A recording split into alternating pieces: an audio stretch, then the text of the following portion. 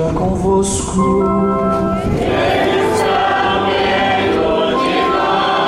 Proclamação do Evangelho de Jesus Cristo segundo João.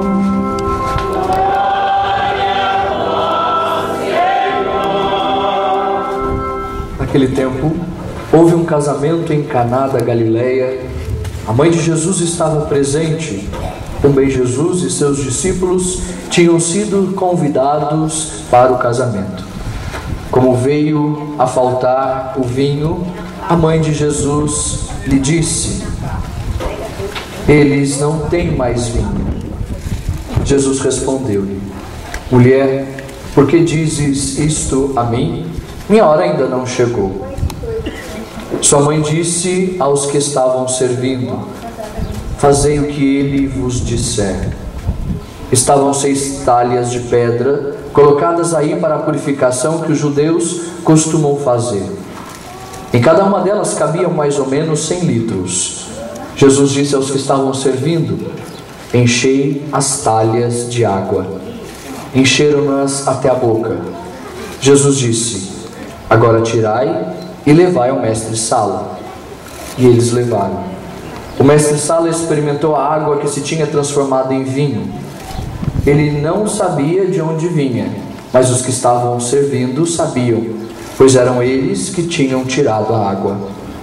O mestre-sala chamou então o noivo e lhe disse: todo mundo serve primeiro o vinho melhor, e quando os convidados já estão embriagados, serve o vinho menos bom. Mas tu guardastes o vinho melhor até agora. Este foi o início dos sinais de Jesus. Ele o realizou em Caná da Galileia e manifestou a sua glória, e seus discípulos creram nele. Palavra da salvação. Glória a vós, Senhor. Tenha bondade de sentar-se. Eu acho que o padre vai descer para ficar mais fácil eu ver vocês, né? Já que tem um grupo para cá, outro para lá, né? E um grupo aqui. Tudo isso é pelo sol, né? Bom, queridos irmãos e irmãs, nós estamos nessa festa então de São Sebastião, que foi muito significativo para todos nós. Por quê? Nós tivemos a oportunidade de rezar mais, penso eu. Quantas missas de uma vez só? Não foi? As 28 horas de adoração. E o número 28, ele tem algo muito a nos significar neste dia. Eu até dizia em uma das celebrações do sábado, né, no momento intenso das nossas orações, por que o número 28? Quando nós então pensamos nas horas de adoração, nós pensamos: olha, vamos começar às 15 horas, que é o horário do sofrimento, não é? E vamos encerrar por volta das 19, porque é o horário mais ou menos da celebração.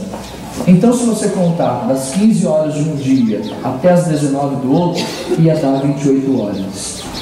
E aí eu pensava comigo no momento de oração: o que isso significa? O que isso significa? Bom, não significava nada. Significava apenas as 28 horas. Mas depois, rezando, eu observei que, na verdade, nós iremos vivenciar esse ano a 28ª edição da Jornada Mundial da Juventude. Então, as 28 horas têm tudo a ver com a 28ª edição da Jornada Mundial. Isso é providência divina. Então, é algo muito significativo para nós. Então, eu penso que nesses dias e nessas horas foi um momento muito intenso da nossa fé, de rezar não somente pelos jovens, mas acreditar neles, ou testemunhar pelo nosso jeito de ser o que nós podemos fazer por eles. Isso acho que é um grande convite, já que a grande maioria de vocês tem filhos ou já tiveram filhos, e o nosso testemunho de vida os ensina muito. E aí então nós encontramos o texto desse dia, as bodas em Caná, para motivar então a nossa fé, Então, alguns elementos do texto das bodas em Caná que tem a ver com relacionamento. Se vocês não tinham conhecimento, agora vão ter. Toda vez que nós falamos de casamento na Sagrada Escritura, na Bíblia, diz respeito ao nosso relacionamento com Deus. Porque marido e mulher é um processo relacional, não é? De relação, de conhecimento. E todas as vezes então que nós encontramos textos que falam sobre casamento, nós queremos falar do nosso relacionamento com Deus. Então o que o texto das bodas em Caná tem a ver? Primeiro, o primeiro elemento, Jesus está numa festa.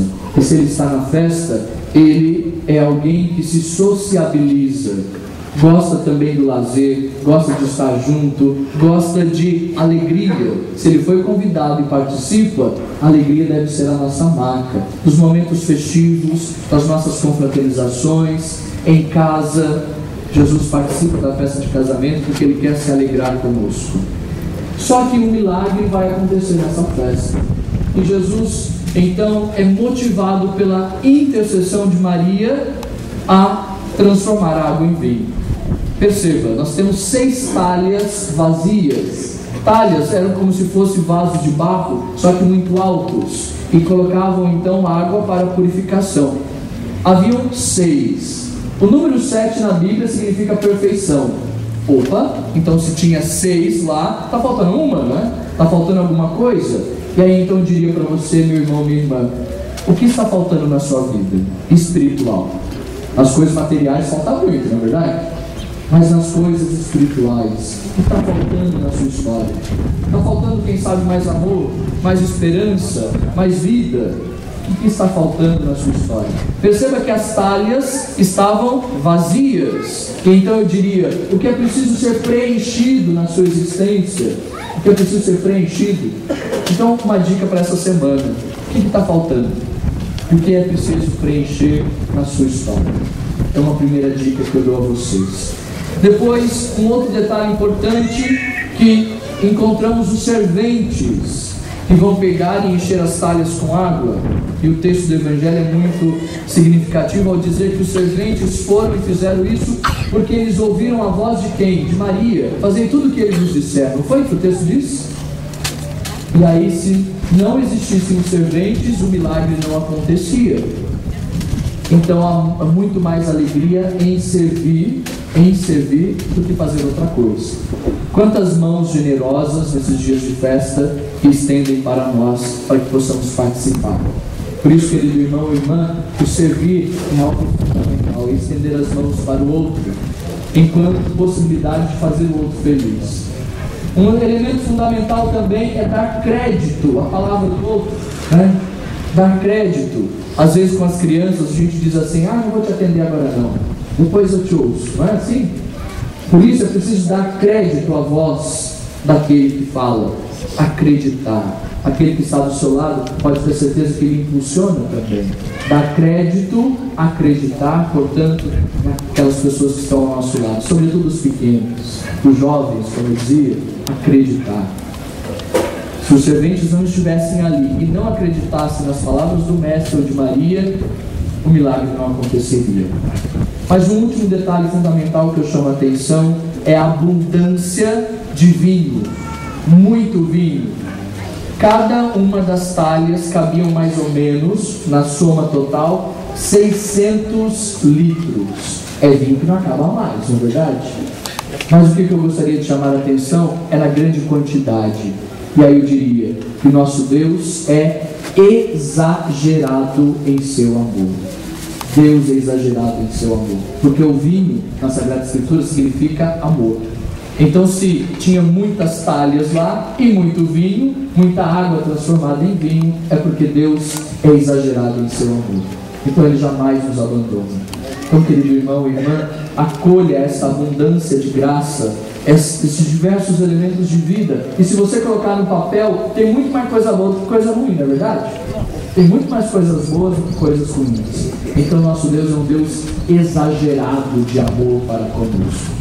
E o que tem a ver São Sebastião com toda essa história? Tem a ver que ele concede a sua vida em favor da humanidade. Ele teve a oportunidade de converter um dos maiores, podemos dizer assim, imperadores da época, que era o Diocleciano, que perseguia os cristãos. E ele então converteu esse homem pelo exemplo de fé. Vocês sabem que São Sebastião era um soldado O que marca quem é ou vive nesse contexto, por exemplo, policial, quem serviu o exército, é a disciplina, não é? Não tem que seguir regras e normas. O soldado tem que seguir diversas regras.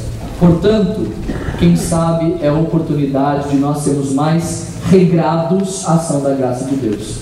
Sabe aquele momento que fala assim, olha, hoje, esta hora eu vou rezar, seja o texto, seja a palavra de Deus. Aí você começa bem, aí no outro dia você vai também, no terceiro dia você vai mais ou menos, no quarto você fala, hoje eu estou cansado, né?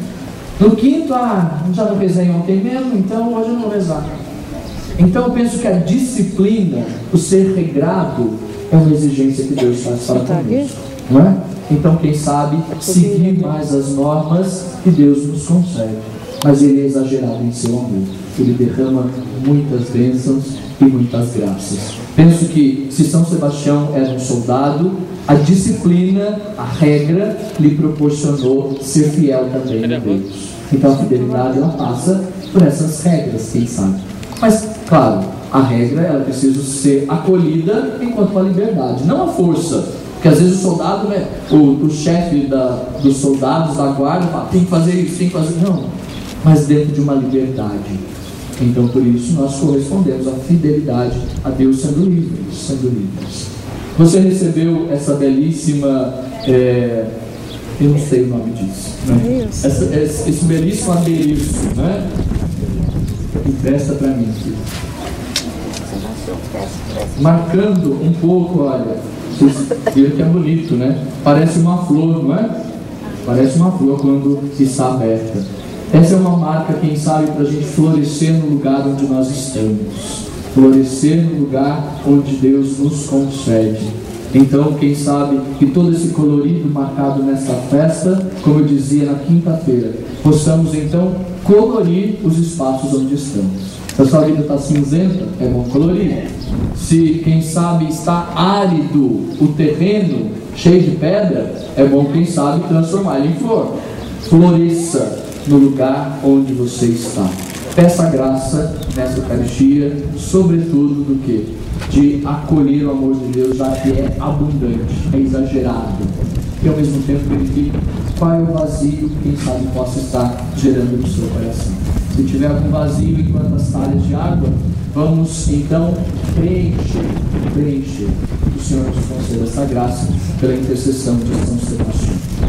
Seja louvado nosso Senhor Jesus Cristo. Para sempre seja louvado. Com fé, professemos a nossa fé.